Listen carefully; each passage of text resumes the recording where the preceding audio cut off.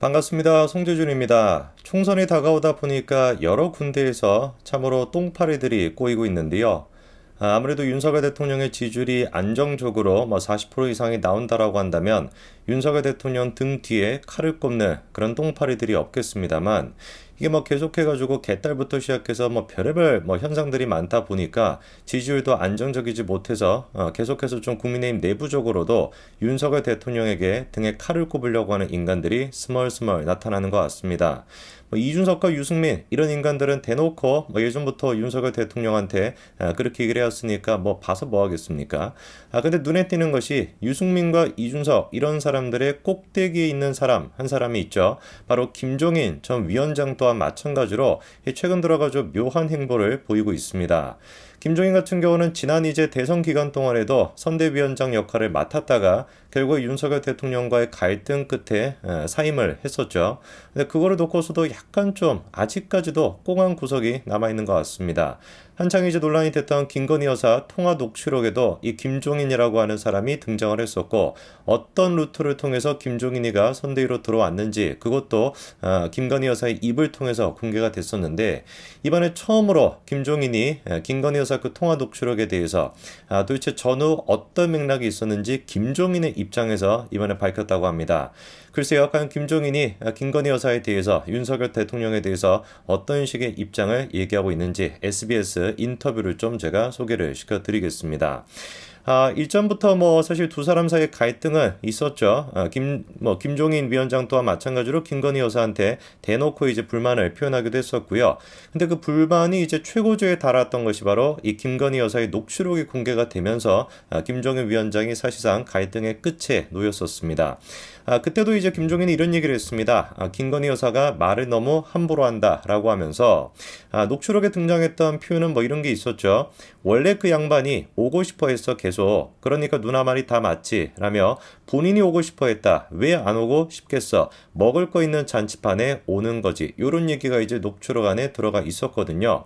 그러니까 당시 이제 그 김건희 여사가 그 서울의 소리 기자랑 했던 그 대화입니다. 근데 이 대화를 들어봤을 때는 김건희 여사 입장에서는 김종인이 왜 들어오게 됐다는 거예요? 자기가 부탁을 해서 윤석열 대통령이 부탁을 해서 라는 것도 물론 있겠습니다만 더 결정적인 거는 자기가 판단했을 때 뭔가 얻을 게 있으니까 뭔가 해먹을 게 있으니까 한마디로 얘기해서 먹을 거 있는 잔치판인데 왜 안 왔겠냐 우리가 사정했다라는 것보다도 김종인 본인 스스로가 오고 싶어 했을 거다 요게 이제 녹취록 안에 들어가 있던 겁니다. 그리고 여러 가지 요소가 있었겠습니다만 김종인 입장에서는 이 이야기가 가장 좀 뼈아팠던 것 같아요. 지금까지는 김종인 한다면은 배신의 아이콘 그리고 박쥐 이런 이미지가 있지 않습니까? 그걸 이제 지금까지는 조금 정당화시켰던 것이 나는 개인적인 이익을 위해서 움직이는 사람이 아니라 애국을 하기 위해서 국가를 위해서 움직이는 사람이다. 그래서 박근혜 전 대통령을 위해서도 일을 했던 것이고 문재인을 위해서도 일을 했던 것이고 그리고 또 윤석열 대통령을 위해서도 일을 했던 것이고 심지어 이재명을 위해서 일을 하는 거 아니냐 그런 얘기가 나왔던 거. 이 모든 것들에 대해서 박쥐 기회주의자가 아니라 나는 국가를 위해서 하는 거다. 그게 이제 김종인의 논리 아니었습니까? 근데 김건희 여사 녹취록을 통해서 정확하게 그게 깨지게 되는 것이죠. 국가는 무슨 놈의 국가? 김종인 머릿속에는 뭐밖에 없다? 자기 입속을 채우겠다 그거밖에 없다라는 겁니다. 굉장히 좀 본인 입장에서는 좀 뼈아팠던 것 같아요. 그래서 그때부터 이미 불만을 표출을 했었고 최근 들어서 김건희 여사를 둘러싸고 여러 가지 좀 다양한 얘기가 나오고 있지 않습니까? 특히나 이제 어머니가 구속이 되는 그런 사태까지도 있었고 그리고 이제 해외 순방을 나갈 때 보수 언론사들 또한 마찬가지로 약간 좀 이제 임계점을 좀 지났다 이런 이제 부정적인 평가가 나오다 보니까 거기다가 플러스 알파로 총선까지 다가오다 보니까 김종인이 때는 이때다라고 생각을 한 것 같아요. 대놓고 그래서 이번에 SBS 단독 그 인터뷰를 통해서 김건희 여사와 윤석열 대통령에 대한 폭로를 이번에 했습니다. 대선 때 윤석열 후보를 돕게 된 계기는 놀랍게도 윤석열 후보 부인의 전화 때문이었다 이런 이야기를 하고 있습니다. 그러니까 아까 전에 그 녹취록과는 정반대되는 얘기가 지금 김종인 입에서 나오고 있는 것이죠. 오히려 윤석열 대통령이 부탁했기 때문도 아니고 김건희 여사가 부탁을 했기 때문에 내가 윤석 후보를 돕게 된 것이다. 이런 지금 이야기를 하고 있는데 솔직히 말해서 많은 사람들이 내가 박근혜를 도와줬는데 왜 문재인 쪽의 민주당을 도와줬느냐. 그게 일반 사람들 보기에는 납득이 안 갈 거다. 이런 얘기를 자기가 꺼내고 있습니다. 그러면서 그 이유에 대해서 뭐라고 하냐. 다른 사람들이 생각하기에는 내가 무슨 기회주의적으로 왔다 갔다 한 것처럼 착각을 하는데 나는 나대로 대한민국의 미래에 대한 생각을 했기 때문에 했던 것이다. 여기 그러니까 아까 제가 말씀을 드린 것처럼 김종인 본인 스스로한테는 약간 좀 집착 아닌 집착이 있는 것 같아요. 자기가 기회주의자 이런 평가를 받는 거에 대해서 좀 신경이 쓰이는 것 같고 그리고 그거를 애써 뭐라고 포장을 하는 겁니까? 나는 국가를 위해서 힘쓰는 사람이지 사람을 보고 하는 게 아니다. 그러니까 그게 이제 철저하게 깨졌던 게 김건희 여사의 녹취록을 통해서 깨졌던 거 아닙니까? 저 인간이 무슨 놈의 애국이야. 그냥 기회주의자인 것이지. 그것 때문에 이제 삔또가 좀 상했던 것인데 그러면서 이제 윤석열 대통령을 어떻게 돕게 됐는지 그 배경에 대한 이야기도 나오는데요.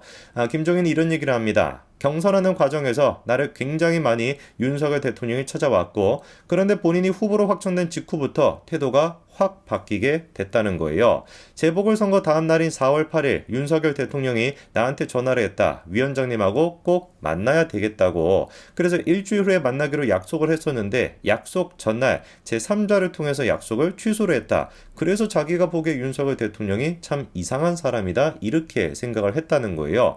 그래서 내가 더 이상 그 사람을 만날 생각을 안 했던 것인데 심지어 6월 30일 윤석열 대통령이 정치 참여 선언할 때도 그때 또한 마찬가지로 자기는 도울 생각이 따로 없었다라는 겁니다. 아예 그냥 관심도 안 가지고 있었는데 그리고 나서 한참 있다가 부인이 즉 김건희 여사가 나한테 전화를 해서 이렇게 얘기합니다.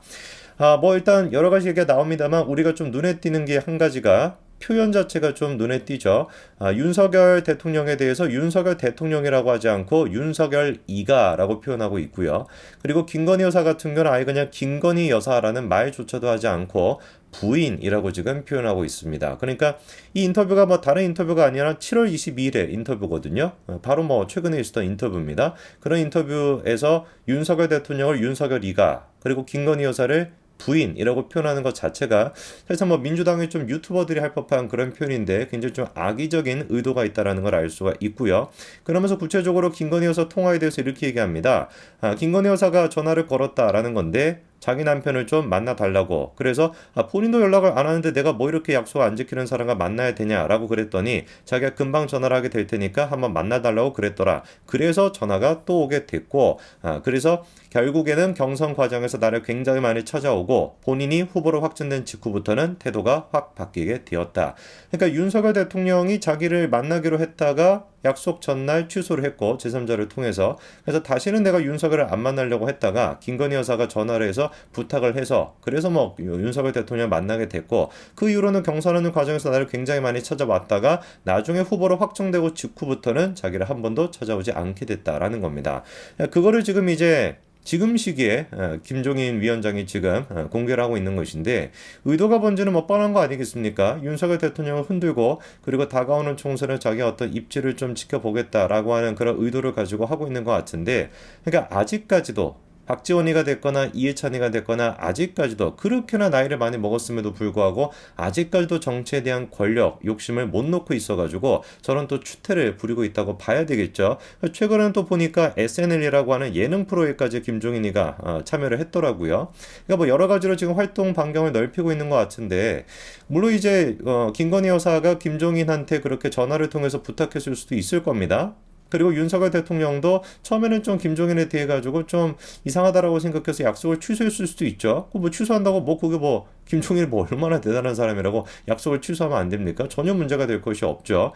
그래서 제가 봤을 때는 그렇게 이제 좀 도움을 받다가 나중에 이제 후보로 확정되고 난 뒤부터는 이준석이부터 시작해서 얼마나 또 깽판을 쳤습니까? 그러다 보니까 그런 것들이 맞물려 가지고 김종인과는 같이 할 수 없었던 그런 식의 역학 구조가 있었던 것인데 이런 어떤 맥락을 고려하지 않고 이거를 개인적인 문제로 치부하고 있다라는 것 자체가 얼마나 김종인이가 지금 마음이 진짜 이거 뭐 새해 무슨 뭐 간만한지 얼마나 이제 이게 사람의 어떤 이 그릇이라고 할까요? 그릇이 이제 작은지를 잘 보여주는 거 아니겠습니까?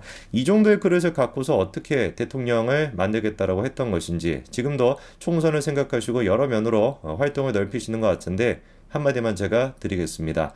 꿈 깨시기 바랍니다. 보수 국민들이 다시는 그런 식의 노름에 놀아나지 않을 겁니다. 여기까지 말씀드리겠습니다. 감사합니다.